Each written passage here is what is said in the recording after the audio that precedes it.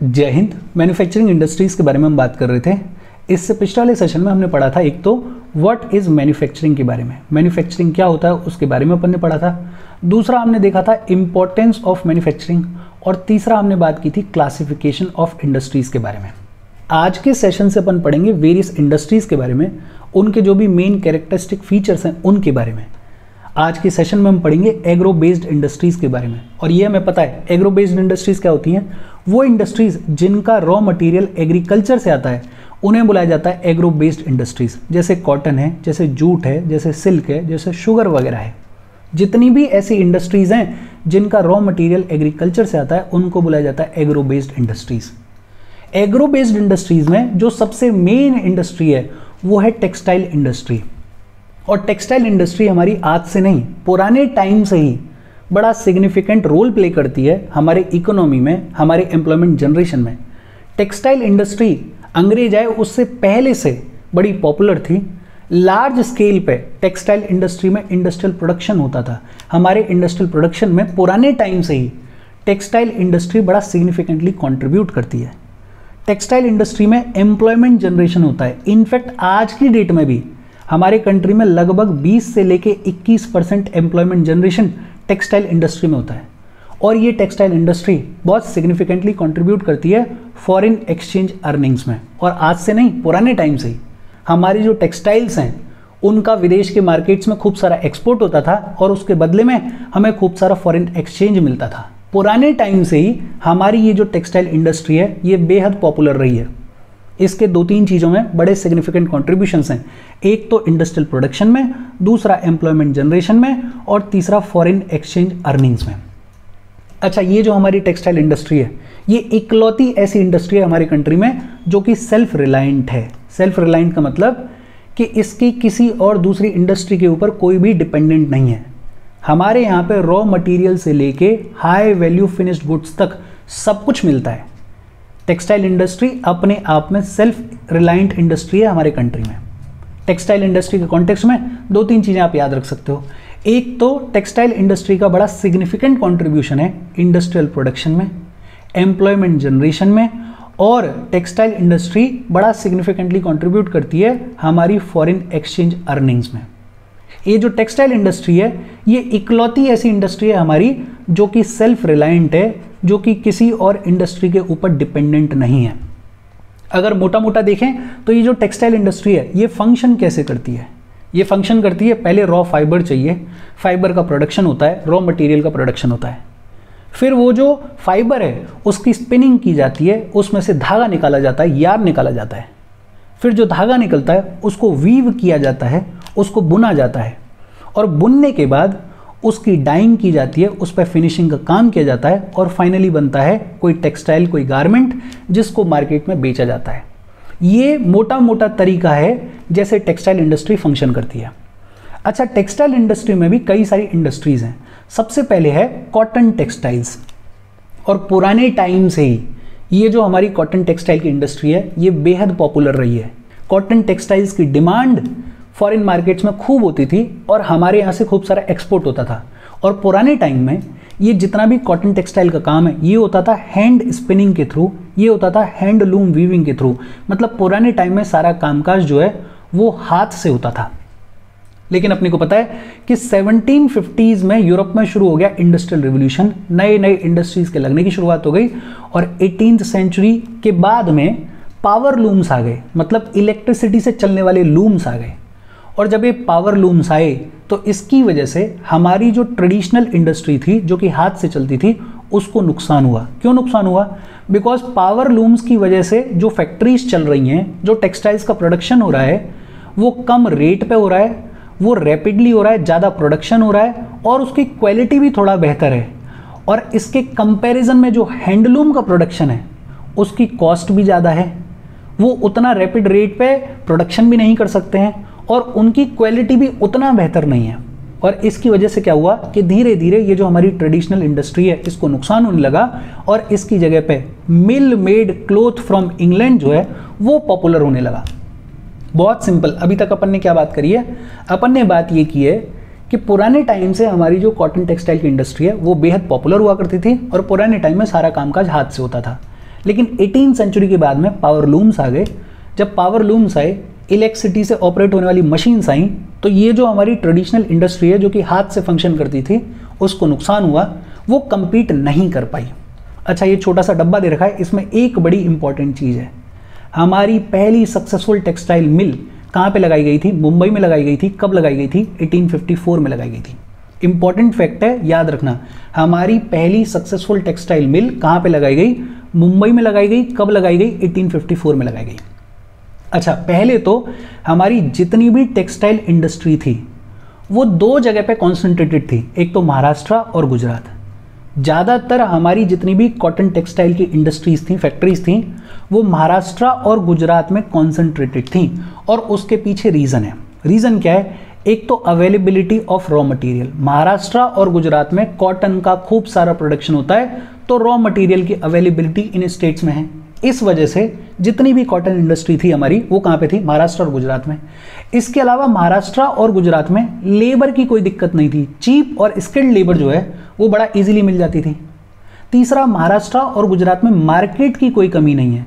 Market की कमी, एक तो हमारी जो इंडियन मार्केट है उसकी भी कमी नहीं है, बिकॉज दोनों ही स्टेट्स जो हैं वो बड़े प्रोग्रेसिव हैं। और दूसरा, यहाँ पे कई सारे पोर्ट्स हैं और उन पोर्ट्स को यूज़ करके बहुत इजीली फॉरेन मार्केट्स में भी गुड्स को एक्सपोर्ट किया जा सकता है, हमारे टेक्सटाइल को एक्सपोर्ट किया जा सकता है।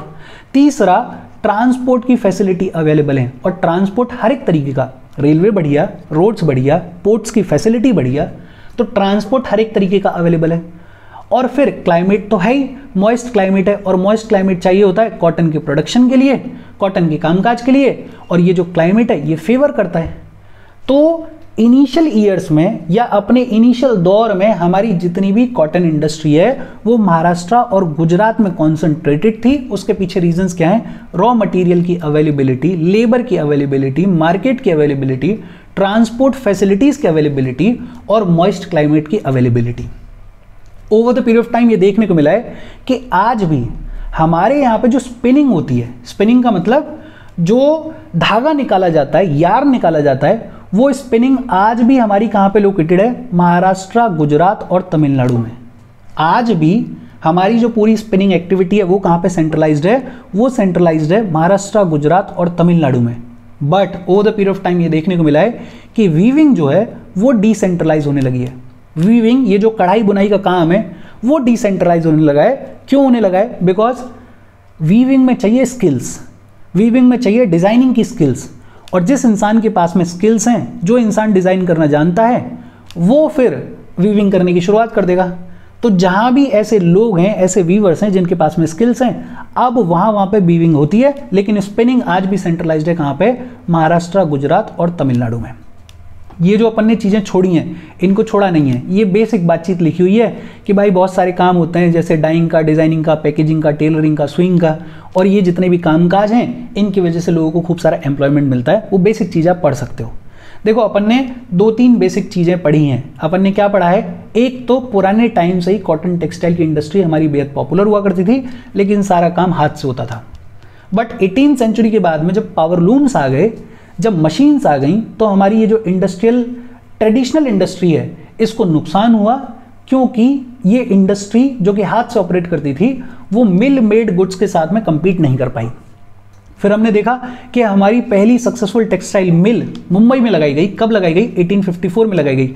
इससे पहले तक मिल्स नहीं हुआ करती थी। इससे पहले इंडिविजुअली लोग थोड़ा बहुत काम किया करते थे, लेकिन वो काम भी लार्ज स्केल पे हुआ करता था।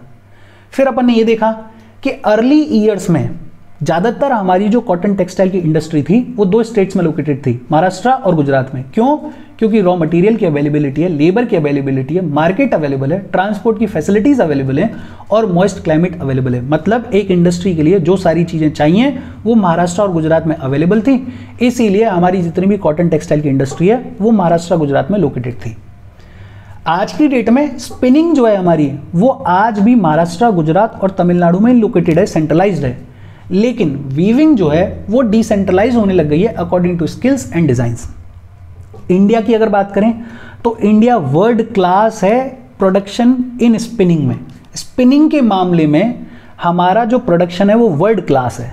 मतलब स्पिनिंग हमारे यहाँ पे बहुत खूबसूरत है, जो हम धागा निकालते हैं वो बहुत अच्छी क्वालिटी का धागा निकालते हैं, लेकिन वीविंग के मामले में हमारे यहाँ पे low quality of fabric produce किया जाता है। मतलब वीविंग के मामले में अभी भी हम थोड़े पिछड़े हुए हैं, बट स्पिनिंग के मामले में हमारे यहाँ पे प्रोडक्शन जो है वो वर्ल्ड क्लास होता है। कई सारे कंट्रीज़ में हमारी जो कॉटन टेक्सटाइल्स हैं उनको एक्सपोर्ट किया जाता है, जैसे यूएस है, जैसे यूके है, जैसे रशिया में खूब सारा एक्सपोर्ट किया जाता है, जैसे जापान में खूब सारा एक्सपोर्ट किया जाता है। और इसके साथ कॉटन टेक्सटाइल इंडस्ट्री की बातचीत खत्म हो गई। हालांकि एक चीज़ और आपको पढ़नी चाहिए यूपीएससी के पॉइंट ऑफ व्यू से कि ये जो हमारी कॉटन टेक्सटाइल की इंडस्ट्री है इसके चैलेंजेस क्या हैं, इन चैलेंजेस को भी अपन देख लेते हैं। हमारे यहाँ पे एक समस्या है इरेटिक पावर सप्लाई। हमारे यहाँ पे जो पावर सप्लाई है उसमें बड़ी दिक्कतें आती हैं, कभी लाइट आ रही है कभी जा रही है, और इसकी वजह से इंडस्ट्रीज़ को खूब सारा नुकसान होता है। हालांकि सरकार कोशिश कर रही है और अब तो कई सारे हब्स बना दिए गए हैं जहाँ पे पावर सप्लाई को इंश्योर किया जाता है। दूसरा, हमारे यहाँ पे मॉडर्न मशीन्स की भी कमी है। दुनिया भर में जितना मॉडर्नाइजेशन आया है उतना मॉडर्नाइजेशन हमारे कॉटन टेक्सटाइल इंडस्ट्री में नहीं आया है। हमारे यहाँ पे अभी भी छोटे छोटे पॉकेट्स में ही चीज़ें फंक्शन कर रही हैं। तीसरा, हमारी जो लेबर का आउटपुट है वो बेहद लो है। इस लेबर के आउटपुट को हमें बढ़ाने की ज़रूरत है। चौथा, जो मैं कह रहा था कि हमारे यहाँ पे जो प्रोडक्शन है वो अभी भी फ्रेगमेंटेड है छोटे छोटे यूनिट्स में। मतलब बड़े बड़े इंडस्ट्रीज नहीं लग रहे हैं, छोटे छोटे लेवल पे फ्रेगमेंटेड स्मॉल स्मॉल यूनिट्स में हमारे यहाँ पे प्रोडक्शन होता है। और जो सबसे बड़ा चैलेंज है इसका वो है सिंथेटिक फाइबर से कंपटीशन। यूपीएससी के पॉइंट ऑफ व्यू से ये चैलेंजेस भी याद रखना हमारी कॉटन टेक्सटाइल इंडस्ट्री के। हालांकि 10th के पॉइंट ऑफ व्यू से चैलेंजेस को याद रखना ज़रूरी नहीं है, लेकिन यूपीएससी के पॉइंट ऑफ व्यू से याद रखना erratic power supply, modern machines की कमी, मॉडर्नाइजेशन की कमी, लो लेबर आउटपुट, हमारा जो प्रोडक्शन है वो फ्रेगमेंटेड है स्मॉल यूनिट्स में, और जो सबसे बड़ा प्रॉब्लम है वो है सिंथेटिक फाइबर से कंपटीशन। ये कॉटन टेक्सटाइल की बातचीत खत्म हो गई। फिर इसके बाद बात की गई है जूट टेक्सटाइल्स के बारे में। देखो, एक तो इंडिया लार्जेस्ट प्रोड्यूसर है रॉ जूट का और जूट गुड्स का।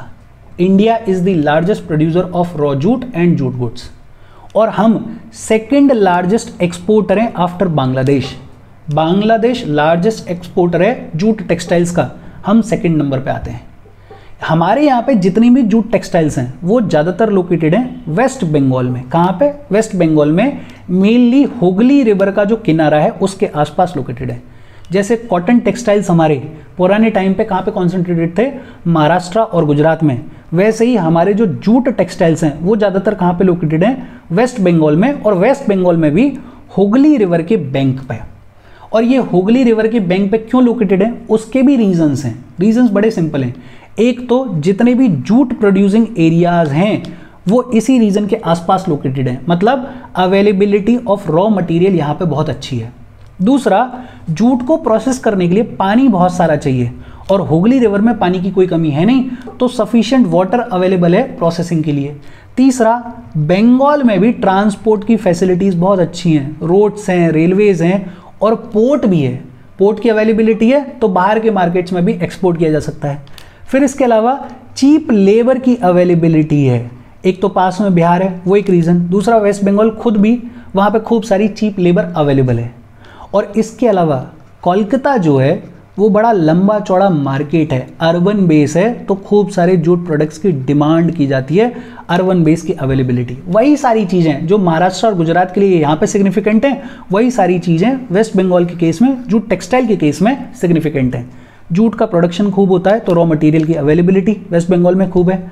दूसरा, जूट को प्रोसेस करने के लिए पानी की रिक्वायरमेंट होती है, तो बंगाल में पानी की कोई कमी है ही नहीं, पानी खूब मिलता है। तीसरा, बंगाल में ट्रांसपोर्ट की फैसिलिटी अच्छी है, रोड अच्छे, रेलवेज अच्छे, और फिर सी पोर्ट भी है, तो कोई दिक्कत वाली बात है ही नहीं। चीप लेबर की अवेलेबिलिटी है, पास में बिहार है, और कोलकाता जो है वो मार्केट का काम करता है, वो अर्बन बेस का काम करता है। अच्छा, एक बड़ी इंपॉर्टेंट चीज़ दे रखी है डब्बे में। हमारी जो पहली जूट मिल है वो कोलकाता के पास में लगाई गई, एक जगह रिसारा पे। कब लगाई गई? 1855 में। देखो, ये दोनों चीज़ें याद रखना। पहली हमारी सक्सेसफुल टेक्सटाइल मिल कहाँ पे लगाई गई? मुंबई में लगाई गई। कब? 1854 में। और हमारी जो पहली जूट मिल है वो रिसारा नाम की जगह पे लगाई गई, कोलकाता के पास में। कब लगाई गई? 1855 में लगाई गई। अच्छा, पार्टीशन हो गया था हमारा 1947 में, और पाकिस्तान और इंडिया बन गए थे। आज की डेट में जो बांग्लादेश होता है वो पहले ईस्ट पाकिस्तान हुआ करता था।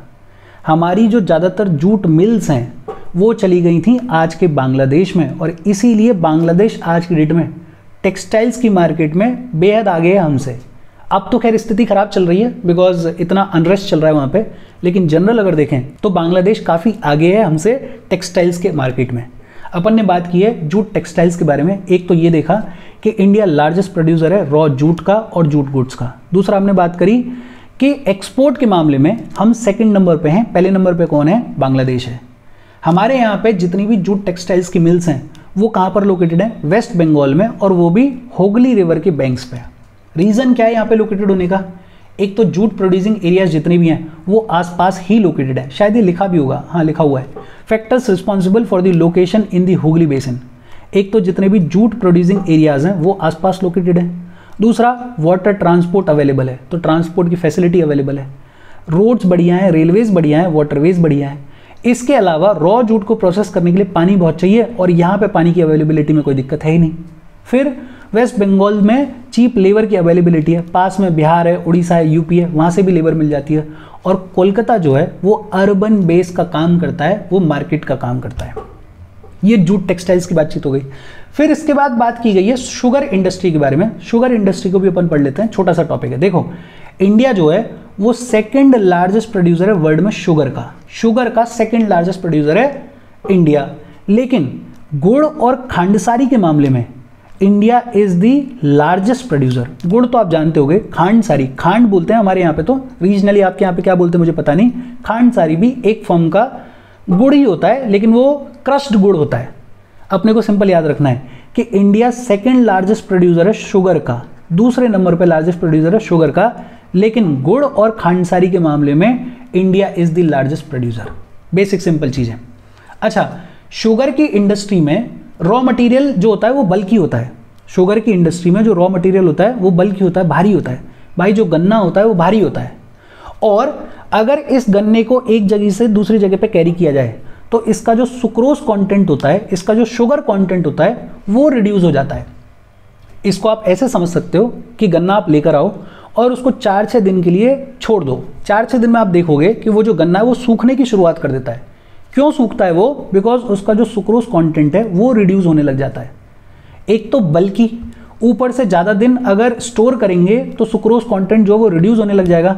तो जितनी भी शुगर इंडस्ट्रीज़ हैं वो ऐसे एरियाज में लोकेटेड होती हैं जहाँ पे गन्ने का प्रोडक्शन होता है। मतलब बहुत ज़्यादा दूर तक कैरी नहीं कर सकते हैं इसको, कैरी करेंगे तो खर्चा ज़्यादा आएगा, और दूसरा ज़्यादा दिन तक अगर स्टोर करके रखेंगे और ऐसे एनवायरनमेंट में स्टोर करके रखेंगे जो कि शुगर केन के लिए हार्मफुल है, तो इसका जो सुक्रोज कंटेंट है वो बेहद जल्दी रिड्यूस होने लग जाता है, कम होने लग जाता है, और वो गन्ना किसी काम का नहीं होता जिसमें शुगर ना हो, जिसमें सुक्रोज कंटेंट ना हो।